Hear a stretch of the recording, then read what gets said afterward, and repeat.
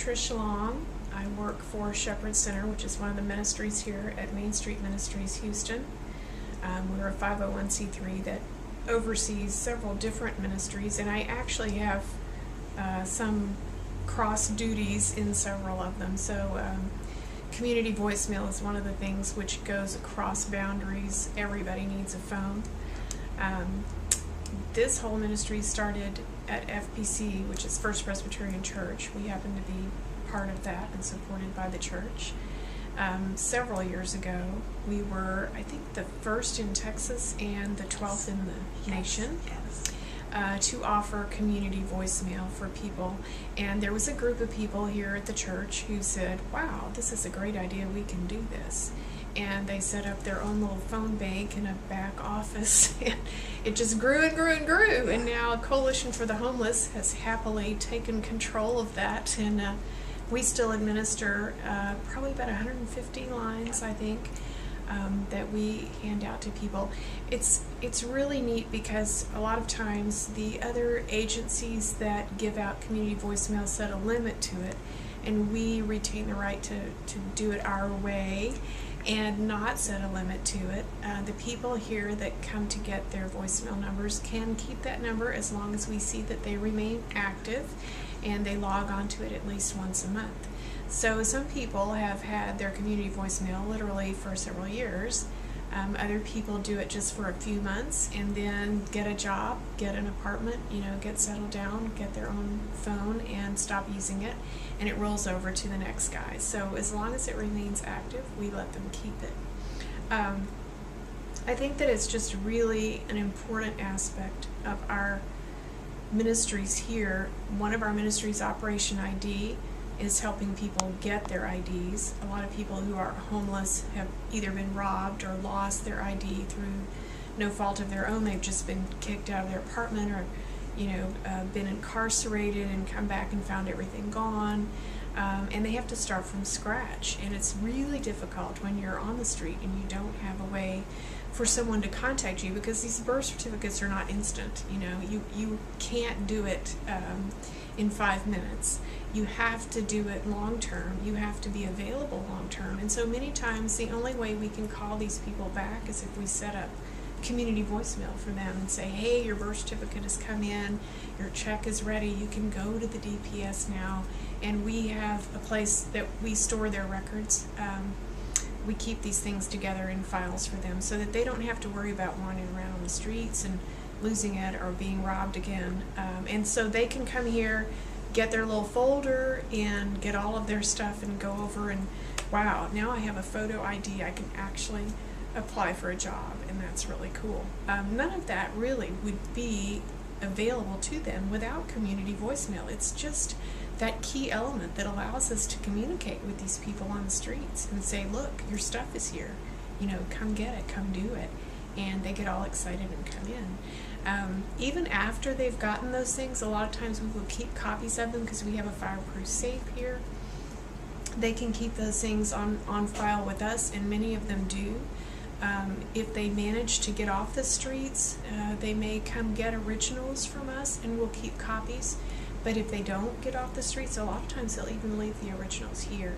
And again, it's just a great way for us to be able to communicate with them. For example, recently we moved, a block or two down the street, and it was sort of a, hey guys, we're in a different place, don't panic, we haven't left you. So we have a very strong homeless community here. And community voicemail makes a lot of that possible. There's also, public service announcements that go out, tell them where they can get flu shots for free, free barbecue this Saturday. There's a new ministry that started, la-di-da-di-da. And so I know they count on it because they don't have televisions, they don't have radios. This is their way to connect with their community. If there's a hurricane coming, which happens in Houston, it's a way for them to know that they need to seek shelter, they need to find a place. The weather is going to get gruesome, and their cardboard box in the alley is not going to work for them this weekend. So that's just really important as well. And so Operation ID uses it to get them back in for their birth certificates. Shepherd Center, which is actually where I work the most, helps people with rent assistance, utility assistance, and things like that. But we also have a large percentage of that community which needs housing. There are people who are in a transitional state and they end up homeless on the streets, and so they need to come in as well. And so we offer, again, community voicemail for them. When we've gotten that new housing situation set up, we have a way to contact them and say, hey, you know, we found you the apartment, you've made it to the top of the list, and we can now, you know, put your monies together, set that deposit, you know, please come in, we have things working for you. And we've had people even keep their community voicemail as they travel around the country. One guy who we still keep in contact with is out in California, and has been out there for a couple of years now, but he still has a Houston community voicemail. He has friends here that can dial and leave messages for him locally, and family, of course, that can do the same. And he still checks his voicemail, so hey, he gets to keep it.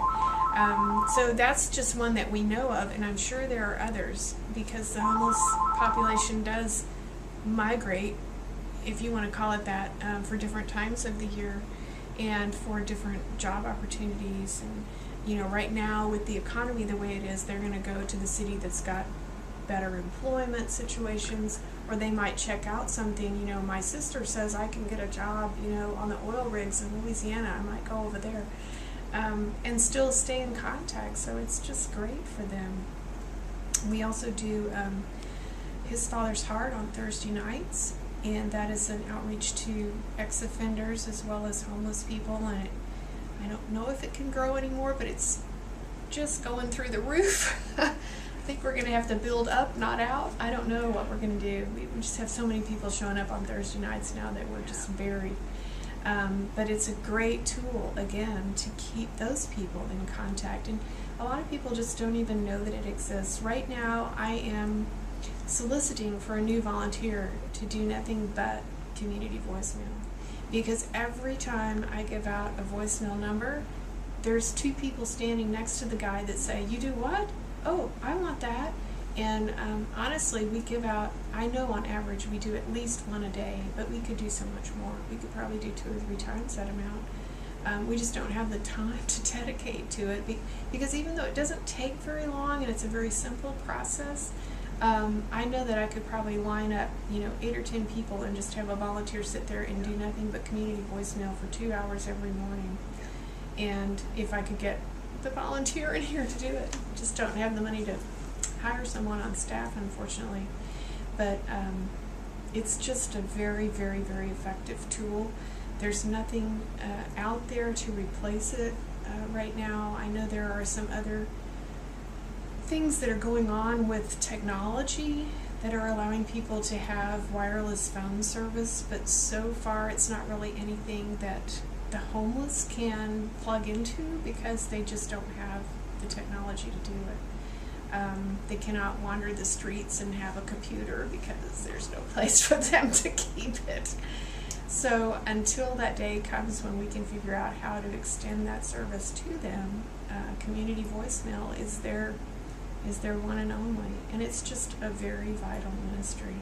Every time we deal with this population, that is one of the key elements of it. So thank you, community voicemail. We love you.